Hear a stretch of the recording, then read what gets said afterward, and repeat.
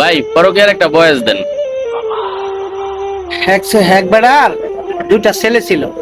এক ছেলে বড় ছেলের বিয়ে করাইছে, 10-12 বছর হয়ে গেছে। তার গরজ কিলো ছেলে সন্তান হয় না। আর ছোট পুত্রে বিয়ে করায় না। মানে ছোট পুত্রে বাবির প্রতি খুব ক্রাশ আছে। ক্রাশ থাকার কারণে পরে আবার ছোট ছেলেরও বিয়ে করাই দিছে। বিয়ে করাই দেওয়ার পরে হের কাছে হের ঘরে 2-3টা পোলাপান হয়েছে। বড় ছেলে ঘরে কিলো পোলাপান না, তা ঠাস করে শ্বশুর একদিন পুত্রের বউরে কইতাছে আর কি, মা গো, তোমার তো 10-12 বছর হয়েছে, নাতির মুখ দেখতাম না। আমি শুনছি ওই যে বরতলা আপনার এক দরবেশ বাবা বয়, সেখান থেকে পানি পড়া, আর হেবারের কথা মতো চললে গেলে মানুষের ছেলে সন্তান হয়, যদি যাইতা কয়েকটা বাজাম। তো বৃহস্পতিবার দিন দরবার শরীফে গেছে আর কি, দরবেশ বাবার কাছে। আর হে দরবেশ বাবা শ্বশুর হয়ে গিয়া সাজ্জা বয়ে রয়েছে। আবার বেটি গেছে পরে তো বেটির 14 ফিরির নাম ঠিকানা, বেটি কি কেমনে কি করে কি সমস্যা সব কই লিখেছে। বেটি গেছে, হ্যাঁ বাবা যে খুব কামেল কর।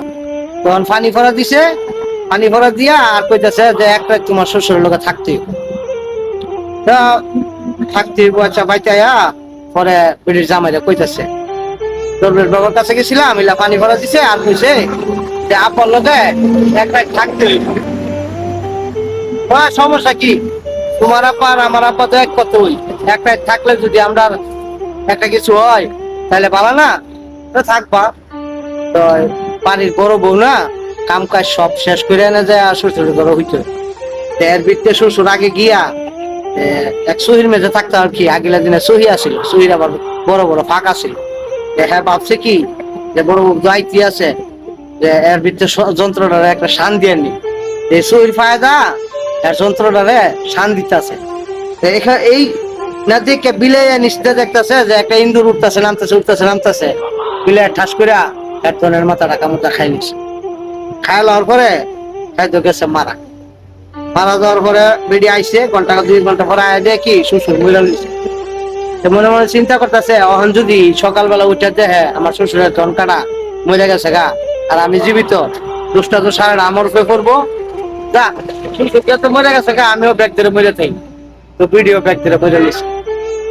সকালবেলা দরজা মরজা কেউ খুলে না, এর বড় ফুটাইছে, আয়া দরজাটা সাফাইতেছে, উঠে না, পরে বাইঙ্গে ঢুকছে। ঢুকার পরে আয়া দেয় কি বাপও মরে লইছে, বউ নিচে ফিরে মরে লইছে। ছোট ভাইটা ডাকে আনছে, বাইরে এদিকে কি হয়েছে? তোর বাবিও মারা গেছে, আব্বাও মারা গেছে, মানে কি করার? তুই গিয়া মানুষজনরে খবর দে, আর গিয়া কাফনের কাপড় আনগা, আমি এটারে দুটা রাজ পাহারা যাই, এর ভিত্তি আবার বাইরে বার করব না, 2-3 লগ লইয়া। আচ্ছা, তখন হ্যাঁ বড় ভাই গেছে বাজারও, আর হ্যাঁ করছে কি আন্দা, ওই যে বাবির পুত্রি যে ত্রাস আছিন, চিন্তা করছে বাচ্চা থাকতে তো সুত মারে নিলে কিছু করতারি নাই, মরে গেছে গা, এবার একটা কাম করে দে। দেখুন কাপড় উল্টায় কাম করতে গেছে, পাট করে বিড়ি দেওয়া হজাক উঠে গেছে গা। এই গুলাম তুই করস কি? হুমা তুই মরস নাই? মরছিলাম, কিন্তু তুই যে কাম করতে দিস তো আমি অনেক ভালো গেছি। বিড়ি তো আর হাসারে মরে নাই, অভিনয়ের মরছে আর কি। তখন হের মাথার বুদ্ধি হলো কি রে, আমার বাবির এই কাম করার পরে বাবি ভালো গেছে গা, তাহলে বাইরে খবর দেন।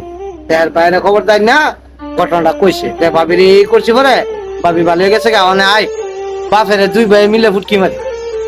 তখন করছে কি 2 ভাই মিলে বাপের ফুটকি মারে, কিন্তু বাপ আর ভালো না, হ্যাঁ হাসারে মরা মরছে। এর জন্য কই কেউ ওই পরের বউর দিকে, পুতের বউর দিকে লোভ দিও না, যদি দেও তাহলে লাস্টে ফুটকি মারা গাও খাইয়া মরবা।